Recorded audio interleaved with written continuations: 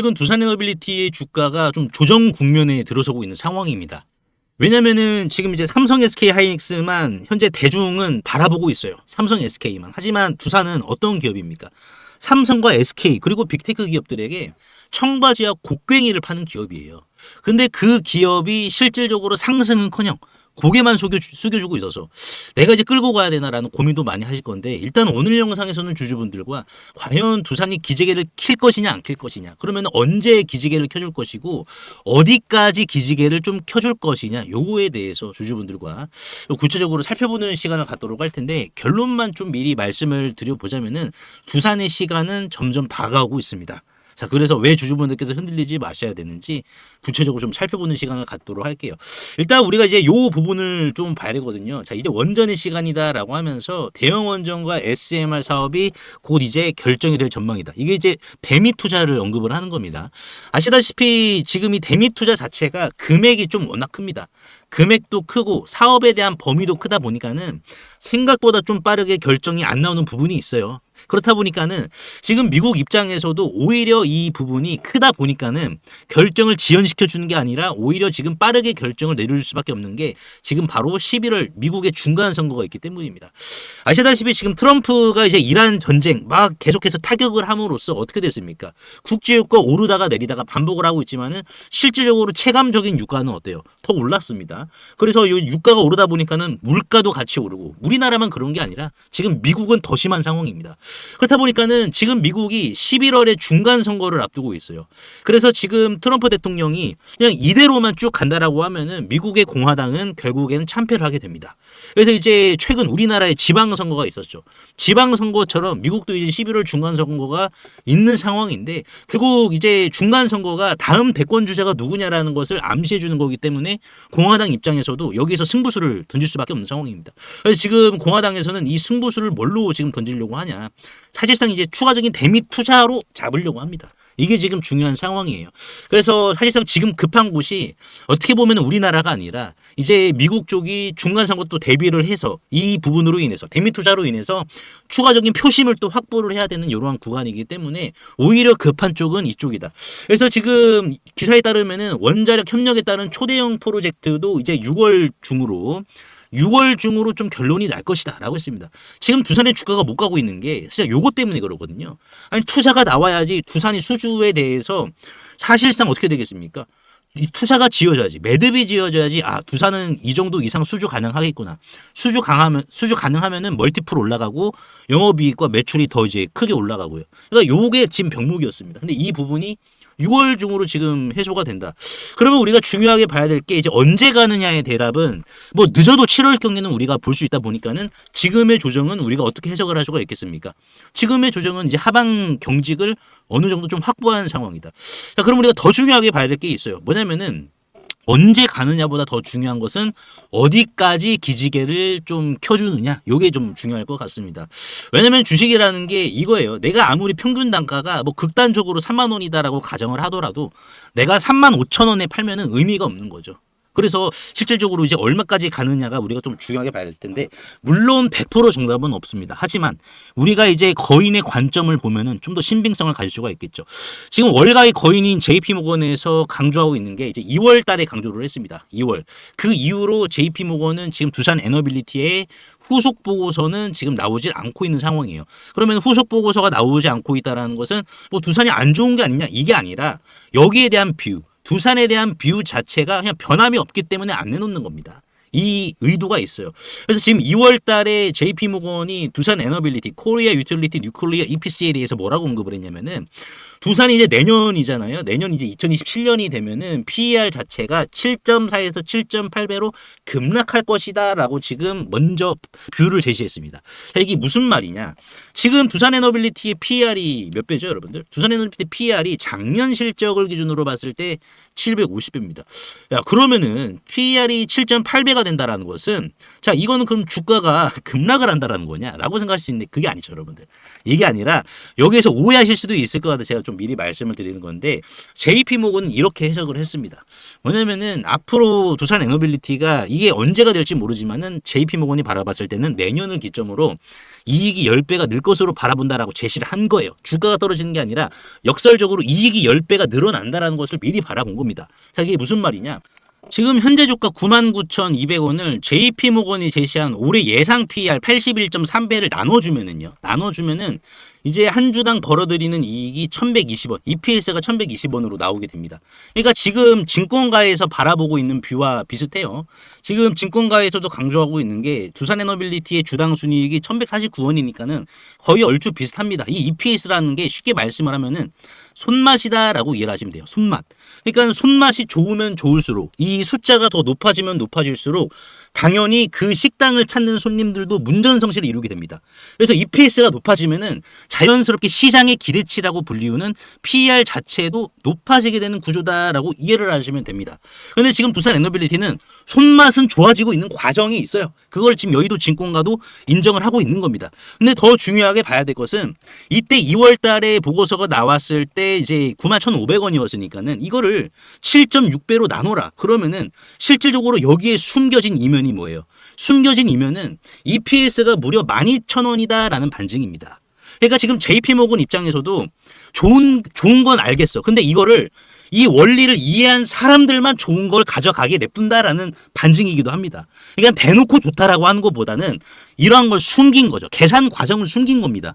이 계산 과정을 이해한 사람들은 두산에 있어가지고 흔들릴 필요 없다라는 것을 이거를 숨겨둔 거예요. 이게 지금 중요합니다. 그러면은 실질적으로 우리가 봤을 때 JP모건이 다시 한번 볼까요? JP모건이 2027년에 7.4에서 7.8배다. ROE 8%다. ROE 자체가. 그러니까 지금 JP모건이 제시하고 있는 것은 주가가 단기적인 조정이 나온다라고 하면은 그건 뭐다 흔들릴 게 아니라 내가 물량을 더 매집을 해야 된다는 시그널이다라는 것을 역설적으로 지금 PER을 통해서 강조를 하고 있다고요. 만약에 지금 JP모건이 보고서를 통해서 뭐 이제 내년 2027년에 이거 나눠주면은 PER이 더 높아진다라고 가정을 해보면은 두산에너빌리티는 성장성이 별로 없는 겁니다. 근데 실질적으로 PER이 7.6배로 낮아진다는 것은 뭐예요? 순이익이 늘어나고. 그러면 두산은 더 폭발적인 성장을 지금 뒤에 숨겨놓고 있다라는 겁니다. 아는 사람들만 볼 수가 있게. JP모건이 지금 그렇게 한 거예요. 그래서 지금 적정 주가를 산출을 해보면은 JP모건 방식입니다. 제 주관적인 건 없어요. 그래서 시장은 매년 JP모건대로라면은 두산이 10배씩 성장한다. 10배씩 성장하기 때문에 글로벌 AI 전력망을 독점하는 SMR 대장주에게 PER 7배만 주고 끝나겠느냐. 그게 아니죠. 여기에다가 얼마를 해야겠어요. 12,039원에다가 20배 정도는 PER 해줄 수 있겠죠. 시장의 기대치. 그러면 얼마예요? 최소한의 예의를 다한 최소한의 예의입니다. 그게 20배라고 가정을 했을 때 24만 원이에요. 이게 지금 중요합니다. 지금 대중이 뭘 바라보고 있냐? 삼성전자, 하이닉스만 지금 바라보고 있어요. 여기에 지금 화려한 불꽃놀이에 눈이 멀고 있는 상황이죠. 물론 삼성과 SK 하이닉스 싸긴 싸요. 근데 우리가 경계해야 될 게 있습니다. 뭐냐? 중국 쪽입니다. 중국 쪽. 중국 올해부터 HBM3 나오거든요. 사실상 중국 HBM3 나오고 그리고 지금 손마사요시죠. 일본의 소프트뱅크에서도 지금 HBM의 대체제를 이미 공개를 한 상황입니다. 물론 뭐 그쪽에서는 양산 경험이 없어가지고 의구심이 나오긴 하지만은 지금 중국의 창신 메모리는 이거 지금 만들고 있다고요, 여러분들. 중국에서 쫓아오고 있습니다. 그러면 이러한 부분들이 어떠한 변수로 자리매김을 할지 몰라요. 왜? 영원한 건 없습니다. 근데 분명하게 봐야 될 것은 뭐예요? 어찌됐든 HBM4, AI는 이거는 지금 두뇌일 뿐입니다. 사실상 이 AI라는 이 애들이 춤추고 움직이려면은 그 운동장이 필요해요. 그 운동장을 지금 누가 깔아줍니까? 두산이 유일하게 깔아주고 있는 겁니다. 그러니까 제가 서두에 말씀드렸다시피 두산은 뭐 삼성과 뭐 SK 하이닉스 그리고 뭐 창신 메모리 이쪽 마이크론 HBM 가지고 싸우고 있을 때 이들이 싸우게 만들어줄 수 있는 판을 만드는 게 두산이라고요. 여러분들. 그렇다 보니까는 경쟁이 필요가 없어요. 독점이잖아요. 경쟁할 필요가 없다 보니까는 전쟁의 승패와 상관없이 마이크론이나 빅테크, 구글, 삼성, 하이닉스 이런 기업들에게 실질적으로 통행세를 징수를 합니다. 이게 지금 중요해요. 그리고 지금 두산에너빌리티가 중국에도 나갔잖아요. 여러분들 이게 중요합니다. 중국에 쟁쟁한 경쟁자가 많은데 왜 두산이 여기에서 중국 정부의 승인을 받았겠습니까? 두산을 또 대체할 수 있는 이게 가압경수로 원전의 그 모델이 있잖아요. 규격이. 가압 경수로라든지 이러한 부분의 원자로를 만드는 데 있어서는 중국 정부도 두산을 대신하지 못한다는 걸 인정했기 때문에 여기 입찰 승인서를 내준 거예요. 중국 정부의 두산에게. 그럼 주주분들께서 보셔야 될 게 뭐예요? 창신 메모리가 지금 HBM3 만듭니다. HBM4 내년 내후년 얘기했어요. 근데 이게 더 빨라질 수 있습니다. 그러면 결국 중국에서도 원전 많이 지어야 돼요. 근데 미국에서도 원전 많이 지어야 됩니다. 그리고 지금 여기 있어가지고 삼성도 평택에다가 SK 하이닉스랑 뭘 하고 있습니까? 이거 공장 늘려나가고 있잖아요. HBM4. 그러면 두산의 입지가 본격적으로 이제 확장이 되기 위한 어떻게 보면 전 단계, 지금 성장통이다라고 우리가 볼 수가 있는 거죠. 그래서 저는 강조드리고 싶은 게 훌륭한 기업을 그냥 적정한 요 가격에 사시는 게 그냥 평범한 기업을 싼 가격에 사는 것보다 낫다라고 저는 강조의 말씀을 드리고 싶습니다. 왜? 주식시장은요, 늘 금이 나온 뒤에 움직인 게 아니라 금이 나오기 전부터 움직이기 때문에 이런 식으로. 그래서 사실 이제 AI 산업을 좀 자세히 들여다보면은 주식시장에서도 좀 흥미로운 문제가 하나가 있어요. 뭐냐? 시장에서 큰 돈을 이렇게 버는 방법은 좋은 기업을 발견해서 버는 게 아니라 시대가 바뀌는 순간을 발견해서 벌게 된다라는 공통적인 특징이 있습니다. 과거에는 이제 스마트폰의 시대가 있었고 그 다음에는 뭐였습니까? 전기차. 지금은 뭐예요? 지금은 또 이제 HBM으로 이렇게 바뀌었거든요. 근데 여기에서 한 가지 질문은 남게 되죠. 뭐냐? 메모리 다음 시대가 오면은 시장은 어디를 바라보게 되냐? 결국 요게 병목이 되게 됩니다. 그래서 최근 반도체 업계에서는 전자가 아니라 빛으로 데이터를 보내려는 이러한 시도가 시작이 되고 있어요. 그래서 지금 엔비디아가 이 광반도체 시동을 거는 이유가 시장에서는 HBM 다음의 시장은 여기가 아닐까. 지금 집중하고 있거든요. 사실상. 그래서 지금 HBM이 이제 오늘의 금광이다라고 하면은요. 광반도체는 아직 지도에 표시되지 않은 금맥일 수가 있습니다. 그래서 제가 지금 이 기업 하나 좀 말씀을 드릴 텐데 AI 수혜주보다는 AI 다음 퍼즐에 베팅하는 기업일 수가 있어요. 그래서 제가 이 기업 한번 여러분들께 말씀드려 볼 테니까요. 이 기업 한번 확인해 보시길 바라겠습니다. 엔비디아의 GTC 무대 젠슨 황이 삼성의 로고 앞에서 고개를 숙입니다. 고맙다. 함께 가자. 안심하셨습니까? 그건 사형수의 마지막 수포였습니다. 삼성이 10년 동안 머리카락 100분의 1 간격으로 쌓아올린 HBM4의 성벽, 그 공든탑을 무너뜨릴 단두대가 이미 조립되고 있었습니다. 그 칼날의 이름은 바로 빛과 양자 컴퓨터입니다. 지금까지 칩을 있던 구리선은 이제 자폭장치가 되었습니다. 양자 컴퓨터의 초고속 데이터를 감당하는 순간 구리는 불덩이가 되어 타버릴 겁니다. 엔비디아가 구리를 버리는 순간 삼성의 10년 노력은 한순간에 쓰레기 더미가 될 위기에 처했습니다. 왜 엔비디아는 TSMC와만 손을 잡고 빛의 고속도로를 깔고 있을까요? 여기서 우리는 양자 컴퓨터를 먼저 이해를 해야 됩니다. 여기서 소름 돋는 질문 하나만 드리겠습니다. 전 세계 AI 시장을 씹어먹은 엔비디아가 대체 왜 아직 상용화도 안 된 양자 컴퓨터에 군침을 흘리는 걸까요? 단순한 기술적 호기심이 아닙니다. 이것은 제국의 생존 본능이에요. 아무리 뛰어난 엔비디아의 GPU라도 결국 물리적 한계가 뚜렷합니다. 책의 내용을 찾기 위해 1초에 수백만 페이지를 넘기는 괴물이죠. 하지만 양자 컴퓨터는 다릅니다. 양자 컴퓨터는 도서관에 있는 모든 책을 동시에 읽어버리는 신이에요. 젠슨왕의 진짜 공포는 바로 여기에 있습니다. 만약 누군가 완벽한 양자 컴퓨터를 독립적으로 완성을 한다면 엔비디아가 쌓아올린 3천조 원짜리 GPU 제국은 그날로 붕괴합니다. 슈퍼카를 아무리 잘 만들어도 순간 이동이 발명되면 끝나는 것과 같습니다. 그래서 젠슨왕은 무서운 결단을 내립니다. 신이 강림하기 전에 신의 목줄을 채워라. 엔비디아는 양자 컴퓨터를 철저히 GPU의 지시를 받는 보조 두뇌로 귀속시키기로 작정했습니다. 그게 바로 여의도 진공과에서도 보고서로 지목한 하이브리드 컴퓨팅 시대, 즉 NVQ링크의 정치입니다. GPU가 명령을 하고 양자 컴퓨터가 연산을 하는 절대 권력의 생태계죠. 그런데 이 원대한 계획에 우주 최악의 물리적 재앙이 발생합니다. 엔비디아의 GPU는 데이터를 씹어 삼키는 100도의 용광로예요. 그런데 그 파트너인 양자 컴퓨터는 어떻습니까? 영하 273도, 우주의 끝보다 더 차가운 절대 영도의 심해에서만 숨을 쉽니다. 자, 상상해보세요. 펄펄 끓는 용광로의 쇳물을 그대로 얼음 호수에 들이부으면 어떻게 될까요? 그 즉시 사방으로 비명이 터지며 모든 게 박살이 나겠죠. 지금 엔비디아가 처한 비극이 바로 이겁니다. 전기가 흐르면 불덩이가 되는 구리선으로 이 둘을 연결한다? 그건 양자 컴퓨터에게 사용성구나 다름없습니다. 구리선을 타고 넘어온 그 미세한 열기 한 점이 양자 컴퓨터에 닿는 순간 수조 원짜리 양자 상태는 순식간에 증발하고 붕괴됩니다. 그럼 이제 어쩌겠습니까? 연결을 포기해야 할까요? 아니요. 젠슨 왕은 인류가 단 한 번도 시도하지 않은 우주의 금기에 도전합니다. 용광로의 뜨거운 열기는 단 0.1도도 전달하지 않으면서 그 안에 핵심 데이터만 쏙 빼내서 절대 용도의 심해로 순간 이동시킬 유령의 통로. 열은 죽이고 속도만 살리는 우주에서 유일하게 질량도 온도도 없는 전령. 그래서 빛이어야만 했던 겁니다. 빛은 우주에서 유일하게 열을 동반하지 않는 전령입니다. 섭씨 100도의 GPU에서 폭발하는 데이터를 영하 273도의 양자 컴퓨터로 단 1도의 온도 상승 없이 꽂아 넣을 수 있는 유일한 통로. 이게 젠슨 왕이 TSMC와 밀실에 들어가 광반도체의 가문에 명운을 건 진짜 이유입니다. 양자 생태계를 노예로 삼으려는 엔비디아에게는 광반도체는 선택이 아니라 숨을 쉬기 위한 유일한 허파였던 것입니다. 자, 근데 여기서 소름 돋는 삼성의 반격이 시작이 됩니다.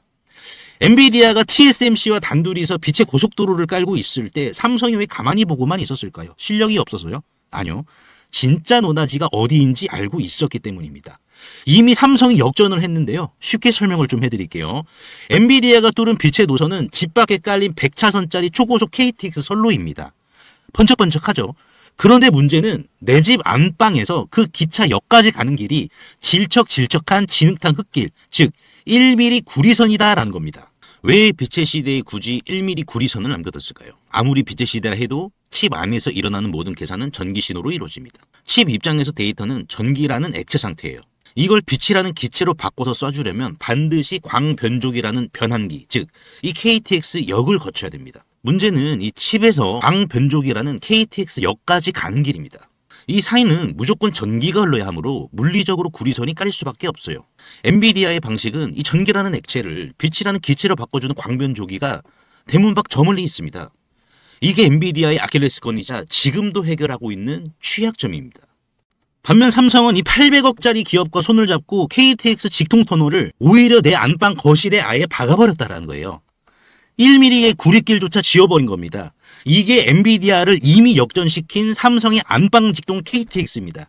양자 컴퓨터를 곧바로 먹는 거예요. 내 집에서 엘리베이터 하나 타고 지하로 내려가면 바로 눈앞에 KTX 전용 직통 터널, 엘리베이터 이거를 통째로 박아버렸다는 거예요. 이거를 전문용어로 CPU, 내장형 광학이라고 합니다. 빛으로 바꿔주는 내 집에서 저 멀리 두는 게 아니라 반도체 심장 안에 찰싹 붙여서 하나로 조립을 해버린 겁니다. 이제 삼성의 데이터는 대문을 열고 KTX 역까지 택시나 버스를 탈 필요가 없어요. 거실에서 엘리베이터 버튼 하나만 누르면 그 즉시 빛의 속도로 목적지까지 순간 이동을 해버립니다. 길 닦느라 고생하는 엔비디아를 안방에서 차 한잔 마시며 여유롭게 추월해버리는 격이죠. 이 1000조짜리 삼성전자가 시가총액 800억짜리 중소기업에 목을 매는 이유 이제 좀 감이 오십니까? 안방의 KTX 역을 뚫어줄 유일한 공사 면허를 증권가도 인정한 시가총액 800억짜리 단돈 2,000원짜리 회사가 쥐고 있기 때문이에요. 실제로 차트를 보시면 시가총액은 얼마입니까? 823억 원입니다. 가격은 주당 커피 한 잔 값도 안 되는 2,000원 수준이거든요. 바닥에서 이제 막 거래량을 수반을 시키면서 물줄기를 틀었어요. 심지어 대한광통신 2,000원이었을 때도 이랬습니다. 근데 아는 사람만 탔어요. 그래서 최근 주도 섹터의 잔치에서 구경꾼이셨다면 그동안의 소외를 이주식으로 넉넉한 보상 챙겨가시길 바라겠습니다. 그래서 여기 보이시는 제 개인 번호로 5강이라고 문자 한 통만 남겨주시면은 이 기업의 이름과 여의도 증권과 그리고 외국계에서는 삼성과의 협업을 어떻게 지금 평가를 하고 있는지 이러한 부분들을 보고서 자료를 압축하여 공유해 드릴 테니까 꼭 한번 확인해 보시고요. 100% 무료이기 때문에 부담 없이 확인하셔서 거의는 달릴 수는 있지만 열쇠가 없으면은 문은 열리지 않듯이 열쇠를 가지고 있는 이 기업 이름이라도 한번 확인해 보시길 바라겠습니다.